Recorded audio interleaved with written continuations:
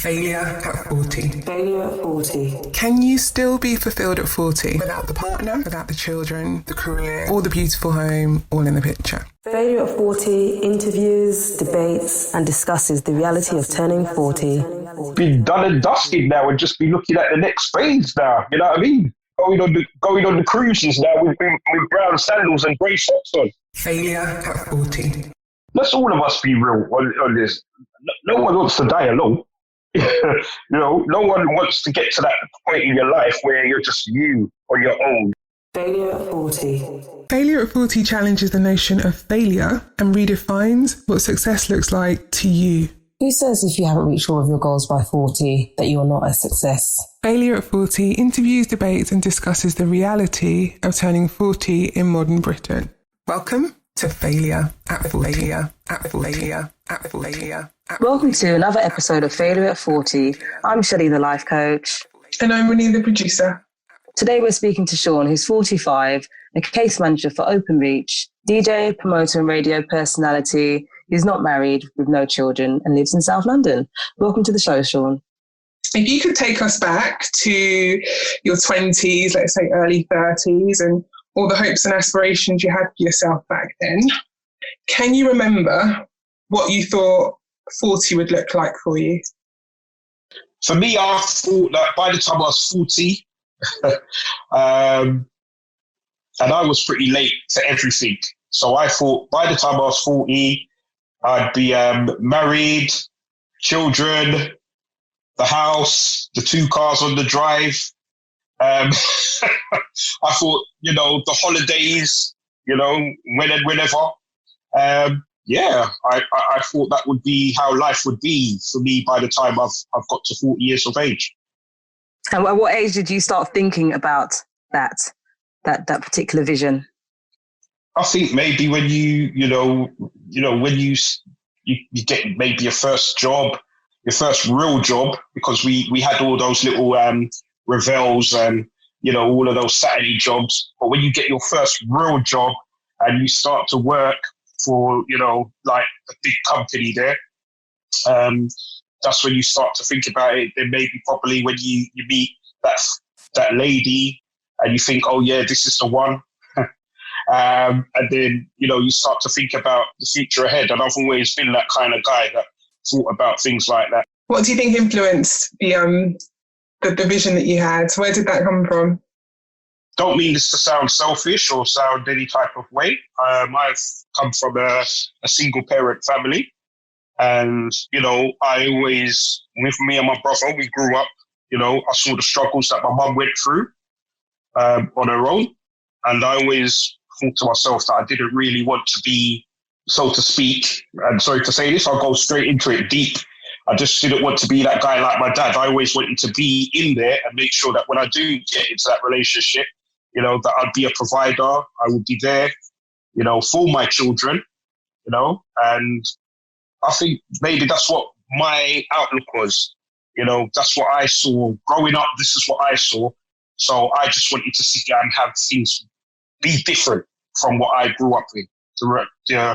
How should I put it? The environment that I grew up in.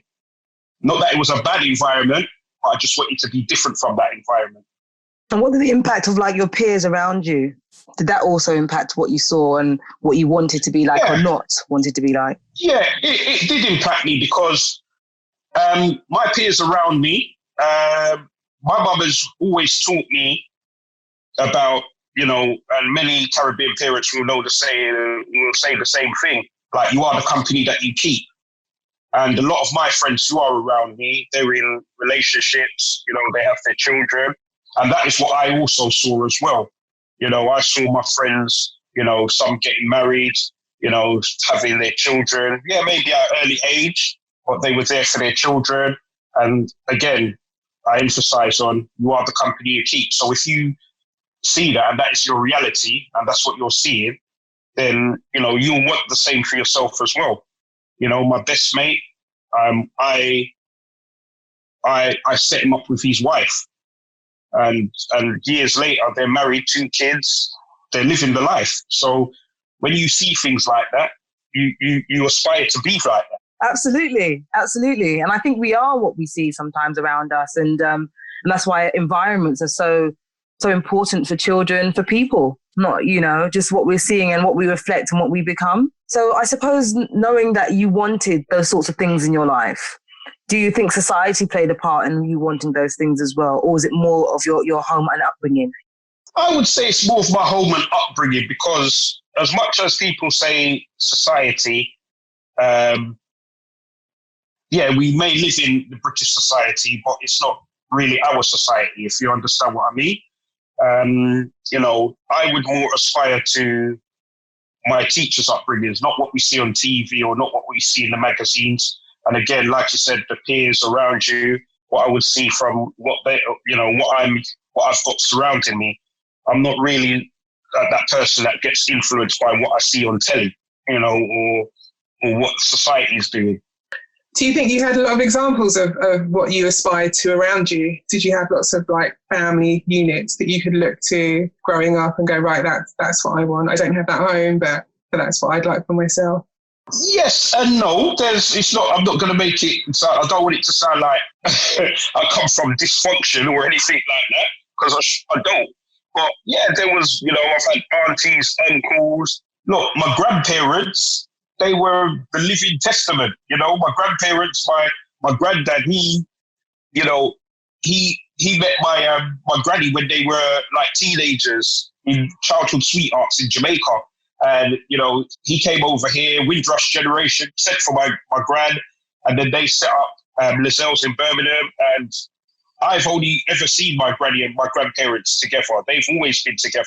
With regards to relationships in the family, then yeah, that is the ultimate relationship to look for, because they're my elders. Do you think that maybe single parents almost sometimes get a bit of a bad rap because they are not?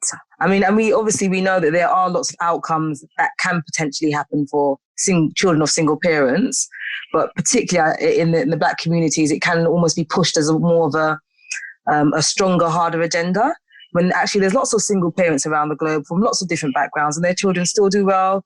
Children still grow up and do amazing things like yourself. Yes? I would like to say I'm a testament to that, because Indeed. my mum, she raised us on her own.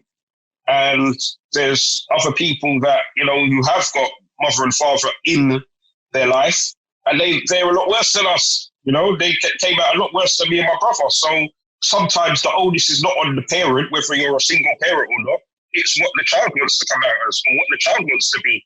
As a parent, and as a single parent, you can either do half the job, or you can do both of the full job, which is mother and father role. I always say to my mum, you are my mother and my father.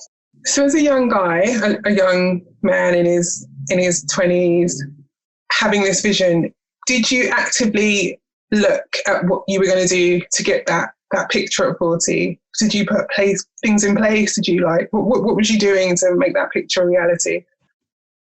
I was working. I always had a good job. I always was looking at ways to hustle on the side. When I say hustle, I had my sideline, which is DJing and promoting and radio. So I was always trying to set myself up for that day, or be in a better place than I am, So I was always trying to aspire to something.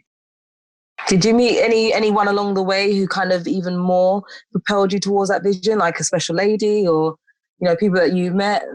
All the women that I've met along the way have played a part, whether it's making me set up career goals or making me aspire to do better. Because for me, winning a relationship, sometimes you have to be doing for the relationship, doing what is good for the relationship in order for it to work. I've had women that I've taken up, although I'm a good cook, I've taken parts of their cooking, what they've done. I've seen women who are very career driven, which women very much are, Black women very much are. And they've helped me to aspire to better things. When you see them driving for something and you just think to yourself, yeah, I want to be like that as well. And you aspire to be just like them as well, in terms of, just being better out here and bettering yourself. And how that makes you want to be more part of the unit, more, Yeah. More part of the unit. let me, for example, I remember a certain particular lady I was seeing, and she was 5 years younger than me, and she had a very good job. She had her own house, drove a really nice car, and at the time, I was still at my mum's. And I think by the time the relationship progressed along, I bought my house. I started driving. And I would say she kind of gave me that drive, that bit of a push. I'm not saying it wasn't something that I wasn't looking at doing, but she kind of gave me that push, because I believe behind every strong black man, there is a strong black woman. And that's my belief. You sound like you've met some really ideal women then. Why aren't you married, do you think, at this point? What, have you not met the right woman? Has she not? It's funny. That's a good question, Winnie, because I have met some very good women, and I'm not gonna just say everything is. I'm not gonna blame all the women that's their fault, but it just didn't work out. Some of them wanted things different. Some thought the grass was greener. Some may have thought that at the time that I wasn't moving quick enough in their direction. Do you think women in society are also sold a dream about what the perfect man is? Almost like a Prince Charming, and actually what the perfect man is not necessarily what the package is sold to them as. Yeah, I think some women do expect a lot from relationships. And I do believe that maybe sometimes when you're expecting that much from a relationship, you might not particularly have that guy who's that type of person. Or if he's maybe not on the same page as you, then it ain't going to work. I was thinking a lot more of pretentiousness sometimes. So the expectation is what I see is going to also be home to the package of what I want, And actually, sometimes that's not the case. Yeah, because, for example, I've met women who's got this checklist of what ideal man should be like. He should have this. He should drive a car. He should drive a nice car. Have a nice place. Have money in the bank. Have this and that. And then sometimes they don't even have that. So how comes you've got all these boxes that you want ticked, but you're not even aspiring to that yourself? Yeah, I think sometimes, again, society plays this role, because, we're forever being told that you must provide, you want to provide, you do this, you do that, men have to do this, men have to do that. And a lot of women just, yeah, that's true, we've got past that. But in the meantime, between time, when you eventually walk down the aisle, it does say in sickness and in health, you know what I mean? So if one's got it and one's sick and the other one ain't got it, there's problems already. I remember growing up, it was always like you'd hear women saying, I just want a guy who can take care of me. Just want somebody to look after me, and I suppose that goes exactly with what you're saying. There's an expectation of the men being able to do this, but can you even do that for yourself? And I think as women or as girls, we buy into something that we're taught that men are supposed to be able to do all of these things. When actually it probably won't be like that in reality. Of course it won't be. It's let's be real. I'm that kind of guy. I'm old school, so I will, let's say, for example, first date. They always say, "Oh, men are expected to pay the first date." Which society says that? Yeah, I'll do that. That's fine. Yeah, I could do dates all down the line if you want. But what I do like to see is if, as a woman, she would also play a part as well. And that's what I generally would like. It's not just a one-way street, any kind of relationship, You need it to be, the door to be swinging both ways. And what would you say life is actually like for you now at 40, with the things that you wanted from life? Where would you say you are now, and how do you look at? I'm in an okay place.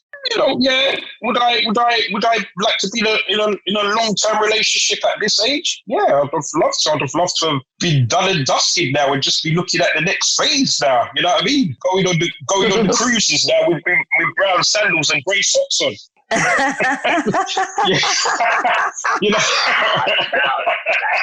So I'd be like, be looking at the sandals. walking up and down now, and just You know, but at this moment, you know, sometimes it's willy-nilly now, isn't it? You know, going on holiday with this person or that person or whatever, you know? Do you think the dating scene has changed a lot since yesteryear? I mean, obviously we've got dating apps and all this sort of stuff now. Oh, yeah, it's changed a lot because when we were growing up, you wouldn't have things like Bumble or Tinder and all those type of things. You just have to go out there and I think back then it was more organic.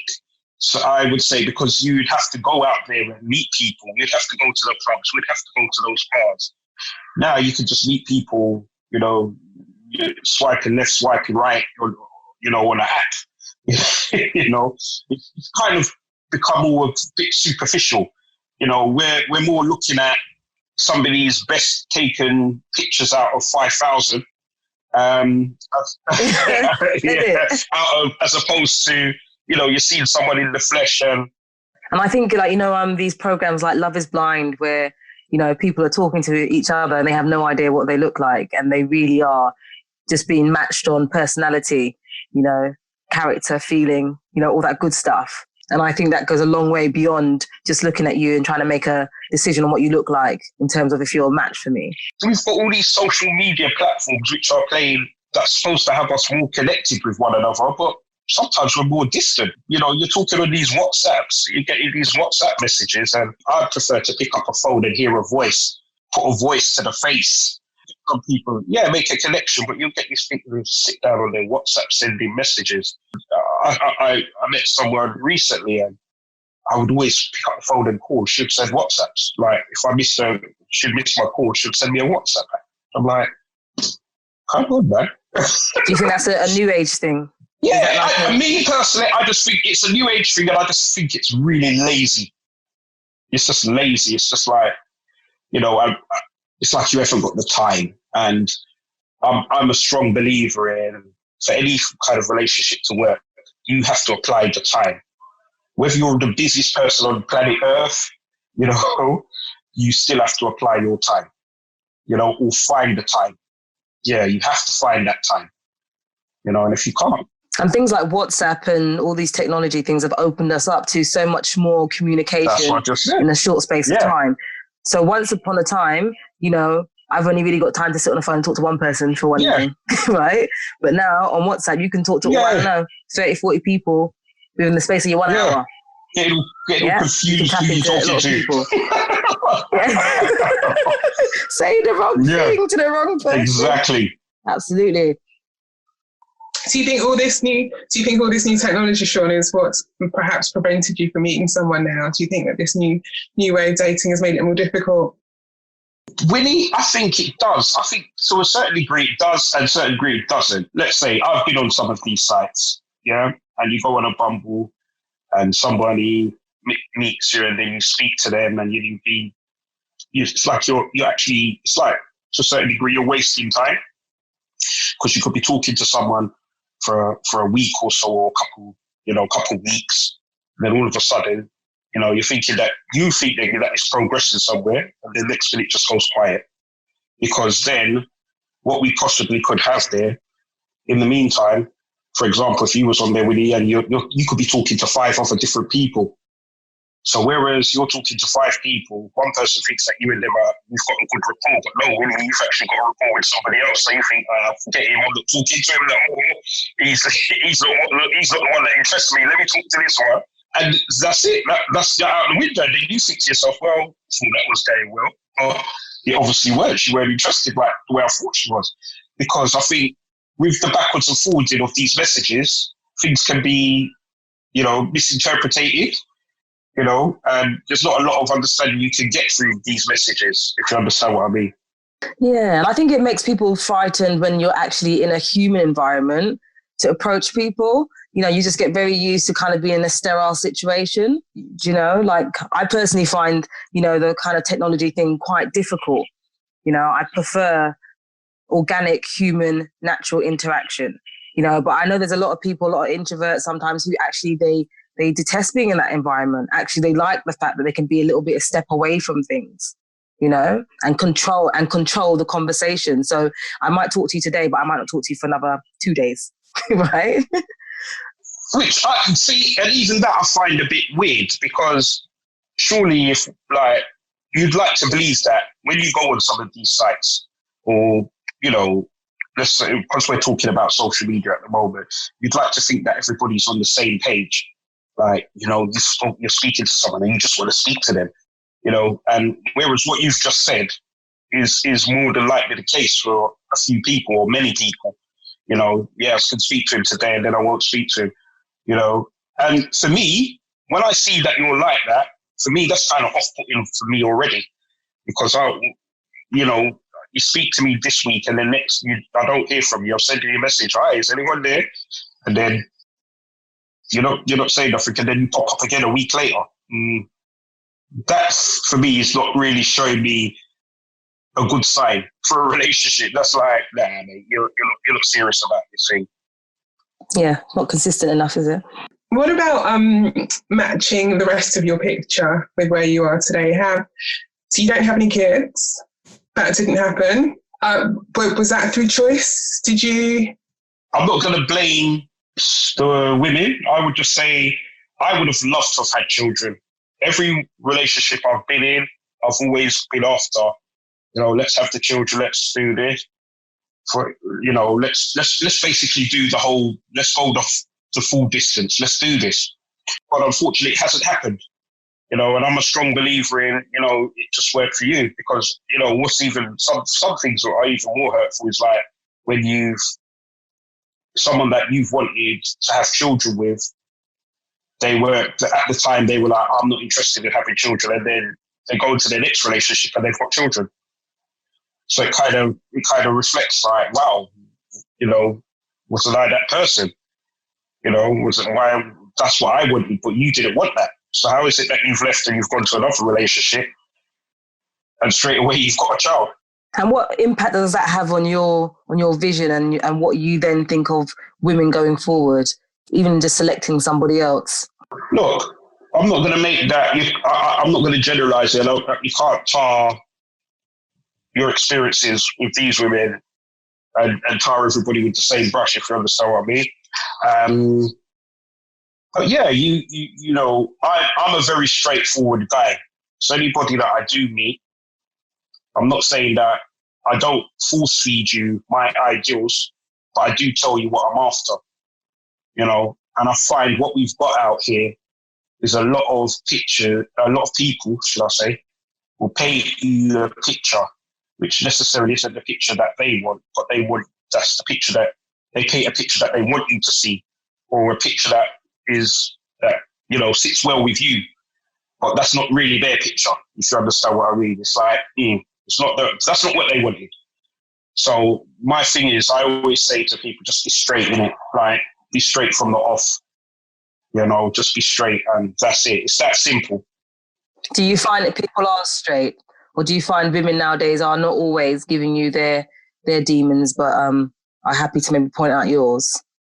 Yeah, I think for some women that I've met, I would say that, yeah, they've been like those type of people. They've told me, yeah, they wanted this, that.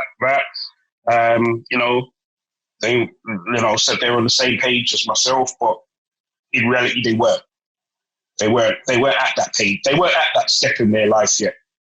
You know, I've had ex-girlfriends who have later, you know, even confessed to me and said to me, like, look, when you was at that stage, I weren't ready. You know, I wasn't ready for you back then. I told you I was, but I weren't, you know, because you were at that level and I was nowhere near that level. But I kind of told you that because at the time it sounded good. And I'm like, wow. And I wonder if maybe now, where once upon a time, actually it was the 2.4 family that was pushed out there as being the thing we should have in society. But now it seems to be like it is the independent woman, you know, it is the man who actually is able to be a bachelor for longer, you know, who's able to, you know, not necessarily have these marriages, but they've got these kind of long-lasting relationships that end, and then they've got another one that ends and another one that ends. And I wonder if this new sort of rhetoric is pushed for us, you know. It's about going out and living your best life, you know. It's not about the family anymore. It's about the individual. So people become a little bit more selfish about what they want. And I wonder if that's pushed for us more. I'm just trying to just throw a spin on it. But let's be real. Let's all of us be real on this. No one wants to die alone. No one wants to get to that point in your life where you're just you on your own in your house talking to yourself. No one wants that. We're in the old people's home, sitting down there, reminiscing on what could have been. No one wants that, yeah? And I think society nowadays, even, they're playing a big part in just, this whole social distancing thing as well. It's like they're actually distancing people. We've been distancing ourselves for ages. All the social media stuff, the social distancing stuff, we are distant. Some of us can't even connect with people out here no more. Absolutely. Just saying that, I remember I hadn't actually had a phone call in such a long time. I'd gotten so used to WhatsApp and sending voice notes, let's say, that I would say to somebody, no, I spoke to X yesterday, and actually I hadn't spoken to them. I sent them a message, which doesn't constitute the same thing. So I think I agree with what you're saying in terms of we are even more distant than we used to be without realising. I'm going to throw a question back at you and Winnie. When last have you given out your house telephone number to anybody? Only for formal stuff. Yeah, on a form. It's been written on a form. There you go. Yeah, formal stuff. Yeah, there you go.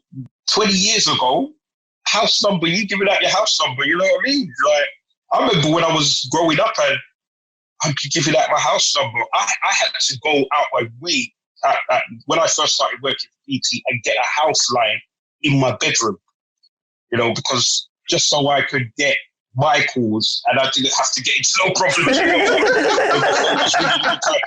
Or someone picking up my the phone. phone was ringing in my another part of the house. Yeah. While you're on the phone. Yeah. Mm-hmm. And while then you're on the you phone. to get off the phone.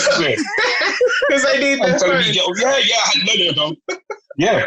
Me need to make a call. Come off the phone. Yeah, that was my favourite. It'd be like, come off my phone. So when I got my line in my room, what did you do then? You know what I mean? We don't do these things no more. It's very hard. So do you find that you have a checklist for people that you meet and what your expectations of women are before you get into a relationship with them? I wouldn't say I have a checklist. I would just say I know what I want, and it's a pretty hard question because I'm not going to go to. I'm willing to accept you if I know that you're aspiring to better. Let's say if you're not at that place, I'm willing to accept you if you're going to aspire to better. You're going to do better. If you're about what we can build together, then I'm all for that. Yeah. And I think you find a lot more men who are more tolerant in that department, I'd say, than possibly women might be. Well, possibly. Well, yeah. Slightly. Yeah, because slightly. But no, I would say that I'm quite tolerant, in that department. I would say, like, if we can work to something and I know that there's, then I'm all up for it. I'm for it. I'm not just going to write you off. Failure at 40. Failure at 40. So, Shawn, what about the other half of your picture? Because you mentioned that you had a house with 2 cars in the drive, the job. Where are you at with that now? What does that look like today? And also you're a DJ, radio personality. Tell us more about that side of the life. Been on the ladder 15 years now. Been in a job, not in the same position, by the way, for 21 years, going on 21 years. Working for the same company, but, 6 roles down the line. Also on the sideline, I would say that I'm pretty much underrated, or not underrated, what do they call it? You're kind of like, you're not in the big mainstream of it, but I'm a DJ stroke promoter. I'm also one of the longest serving DJ on my current radio station, which is a radio station. How long have you been DJing for? Oh, God. I would say since teens. So I've had different variations over the years. different cliques that I've DJed with over the years. But yeah, I've been DJing like since my teens, and I'm now, 45. So for my teens, man, that's over I would say nearly 28 years. That's so long. You're doing carriage clock in DJ years. Yeah, I'm telling you. I've sat down. I've sat it out a few years. I've bounced back in. I've done so much different variations of it, clips on my own. I've just always been doing my thing. What's your DJ name and where have you played for anyone that might know or recognise? My DJ name, I go under the name of Soul du Jour, which, is French for Soul of the Day. I've played in numerous places. Oh, God, the list is so long. From the Fine Line to Corny and Barrow to I've played in the Gambia. I've played I've played a lot of like major London spots. I've played for a lot of major London brands. That thing, AGS, So Unique. I was my main forte is, or my main kind of music that I play, neo soul. I've been a part of a residential, a rotational DJ at Got Soul for 9 years. They've just celebrated their 9th birthday. I've been doing it for, I've been in and out of that for, would say, the better part of the 9 years. So I've played for a lot of brands, and and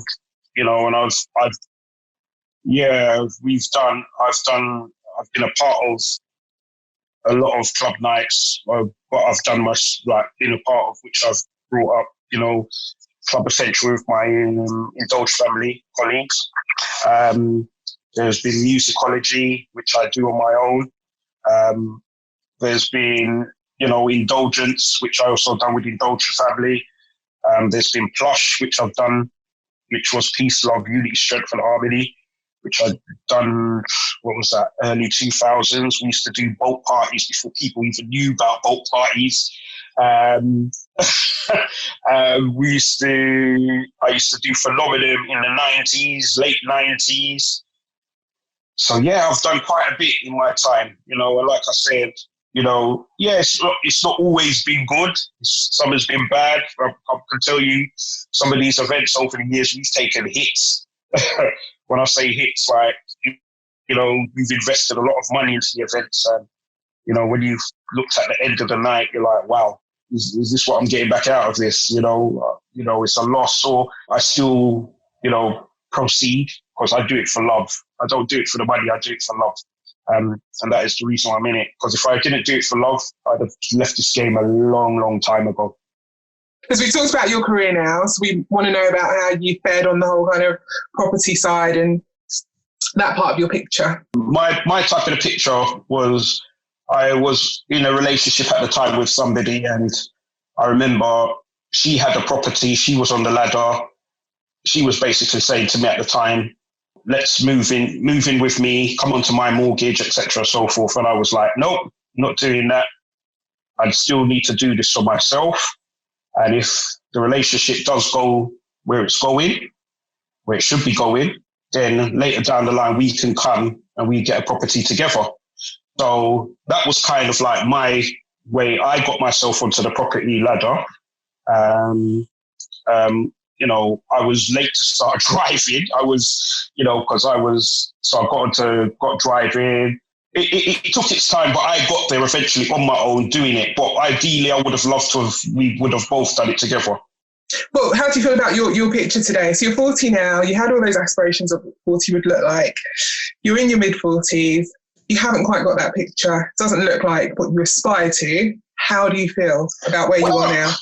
No, I'm not happy about it. I'd have loved to, and the reason I'm not happy about it is because I've not been that person who's gone about things wrong in any relationship that I've been in.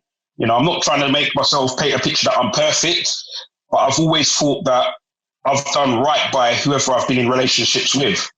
So to be at the age that I'm at now, 45, about to turn 46, and be single at the moment, no, I'm not happy with it. I'm not happy. I would have loved to have been at this point, be settled, and it's like half of the picture, but not the full picture.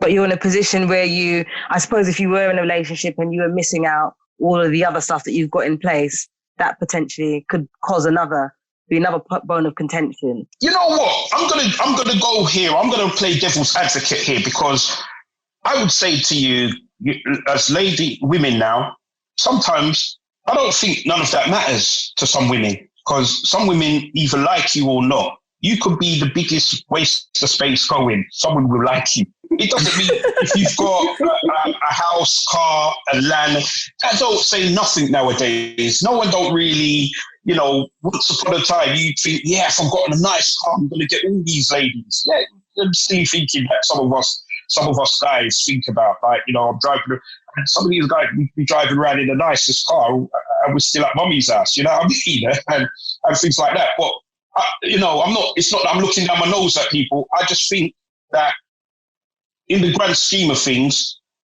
these are material things. They don't really matter. You don't have to have all these things on display for a lady to like you. They'll like you for maybe you. So what do you think would have made you happier now? What is it that you feel like you're missing that would have helped you appreciate where you are today? Yeah, I'm not content.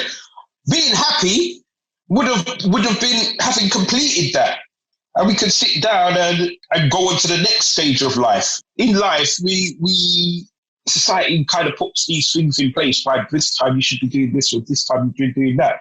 But now I'm like, all right, if I'm to have children now, and my son says to me, come, Dad, let's go and play football in the park. Mate, would I even have the lung capacity to even do that? The lung capacity. Right, mate, slow down, mate. You know what I mean? So, you want to do those things where you can still be out there. You can still be out there and you can still be giving it your all. But would you ever consider adopting? I know that's out of the ballpark. I wouldn't. I don't. I know it's out of the ballpark, but I wonder. Yeah, that one's a curveball there, mate. I would say, it's because one, it's not for me. I don't think it would be for me at this point in stage in my life. Maybe, who knows? I would never say never, because I'm that type of person. Never say never. But I'm not adopted at the moment. No, not for me. And in terms of, I suppose we were talking about career progression, is there anything else in your career that you think you'd want to do at this stage of your life? In terms of career progression, find that niche in the market and just not work for anybody, work for myself and make myself happy. Sounds progressive to me. You know what I mean? Yeah, not be sitting down there making, these organizations money, make myself that money, become like their chairmen and, et cetera, and executive vice chairmen and that, and be really sitting on the paper and the cheese. So I suppose, knowing what you know now, what would you tell your younger self? Knowing what I know now, what would I tell my younger self? That's a good question, actually. Wow. Avoid that girl. I'm sorry. She's not for you, Shawn, I would say, you know what? I'm going to be really, really get deep and just say, listen to your inner spirit. Just listen. There's sometimes along the line we've been told things, don't do that, don't do this. And, we've bypassed it for whatever reasons. That'd be one thing. My younger self also, do things earlier. Because as I've said, and I've emphasized throughout this interview, I've done a lot of things later in life. Do things earlier. Be a bit more focused, be a bit more driven a lot earlier in life. What do you think the next 5 years, what do you think 50 is going to look like for you? Have you got aspirations and dreams for what 50 would look like? Yeah, you know what 50 looks like for me. I'll tell you what, if I can do it, and if I can get to that stage, 50s, get the hell out of Dodge, just not be here. Just be living it up somewhere in another country, a country that's, can give me that vitamin D daily. Just be out of here, out of this place. So you making plans towards that? Nice. Is that a thing that's in process? Yeah, and no, Winnie. No, I would say it's what I'm looking forward to, but am I near it yet? No, but anything can happen within the next 4 years. Who knows? I'm just trying to think of how we can celebrate you a bit more and what you have done. Oh gosh, have I made that bad an impression? Not at all. But I think the fact that you kind of said that actually you're not quite happy with where you are at the minute, when from my point of view, you're very eligible. And from my point of view, there's a lot of things about you that to me are a success, but I think in terms of what you want, at this minute, maybe you might not have that, but there's a lot of achievements on your journey. But I could bounce this back at what you've just said there. I'm very eligible. Is it because of your age why you're saying now that I'm eligible?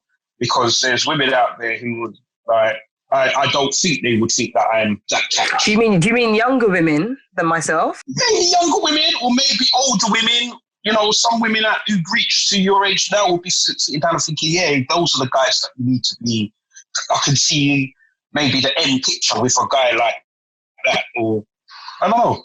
Yeah, I think, well, from my perspective, it's about, having somebody who is responsible, somebody who is trustworthy, honest, all this good stuff. That person who wants to be a provider but understands that this role can change, it can be reversed, and sees life in its splendor, really. And I think for myself, I could have maybe worked that out at any age, But even more so as I'm getting older, it makes more sense to me. Actually, these are the kind of men that we should consider, that women should be considering. And actually, maybe the men that we're sold and the ones that are put on BET, whatever the new pop thing is out there or whatever it is, they sell us a different story about what men should potentially present as and what women should present as. And I'm trying not to buy into that. Rather, I'm thinking of what our parents would have looked for, and what, made families that secure unit for children to grow up in. At the moment, I don't think the family is promoted in the way that it should do. It's not. It's blatantly not, And sometimes I sit down and I think, and I look at that and I think it's like there's an agenda not to promote that. Just pure division. I think that's what they will promote. So will you continue to still keep your eyes open and your heart open for the right woman? Definitely. I'm a hopeless romantic out here, so definitely I will keep my eyes open.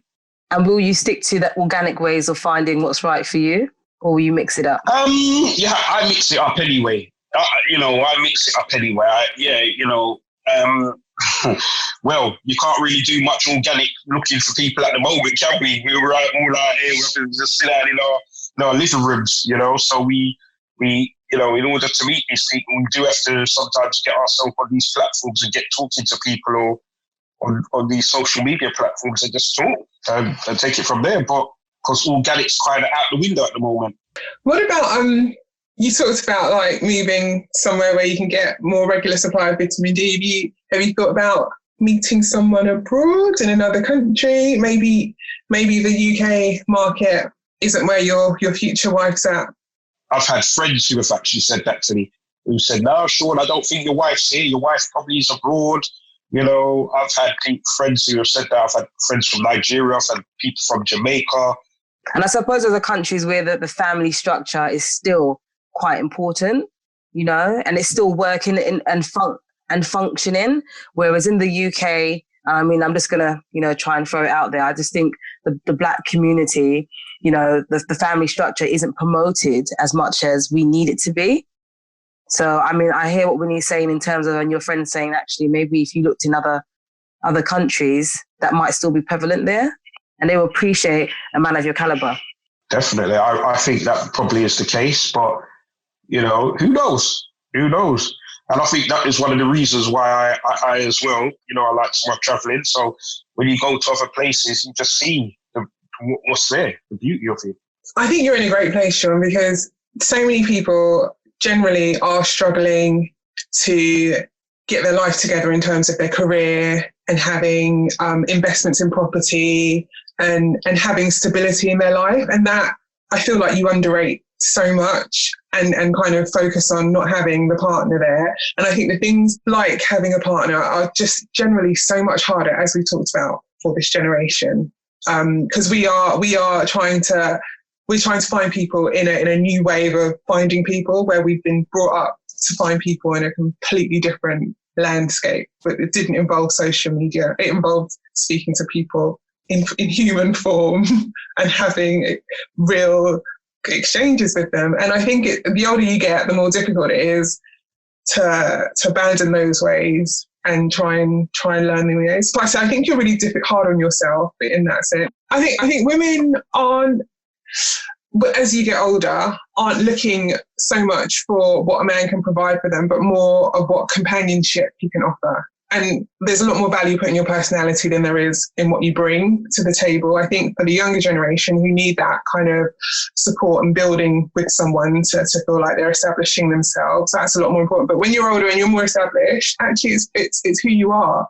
And celebrate that more about yourself and not be concerned about what you haven't got. I think who you are, I think who you are is just from the hour that I spent with you.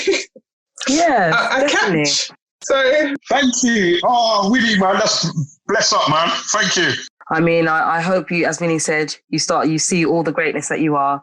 And thank you very much for taking the time to speak with us today. Also, where can people find you and follow you? Yeah, because if there's any women that have listened to this and thought, oh, actually, I fancy a bit of him, where are they going to find you online? Get me, inbox me at, www.number1husbandmaterial.com. I'm joking. You can follow my page on, follow me on all social media platforms. My tag is Soul du Jour, Soul of the Day. That's my group on Facebook. I've also got a business page as well, so you can follow me on both of those. Twitter, I am Soul du Jour, and Soul du Jour is spelled SOULDUJOUR.